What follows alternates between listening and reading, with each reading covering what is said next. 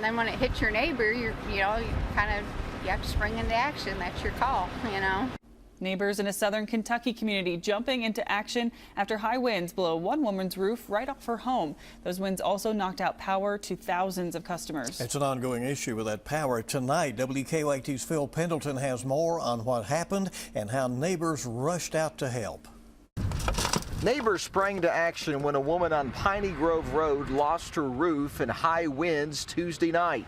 Bless her heart. You know, she's an older lady, and I mean, you know, she can't clean all this up herself. I mean, I just kind of think about it, if it were my mom or my grandma or somebody, you know, I mean, I would want the neighbors to pitch in and help. The entire roof was blown off and landed across the street in what is believed to be winds pushing 60 miles an hour. Emergency officials were still assessing the extent of the damages Wednesday. It was pretty bad, though. I mean, there's limbs. You go further down Piney Grove, I had to move limbs to even get out to get here. A spokesperson for South Kentucky RECC says that they had about 10,000 people without electricity when the storm first hit. By about midday today, that number had been cut in half. It was all hands on deck and extra help was called in. You know, a typical broken pole could take 3 to 4 hours, and then when you get in areas where it's hard to access or you have to go out and get more equipment and bring in. There's 7,000 miles of electric lines in the 13 counties South Kentucky service area.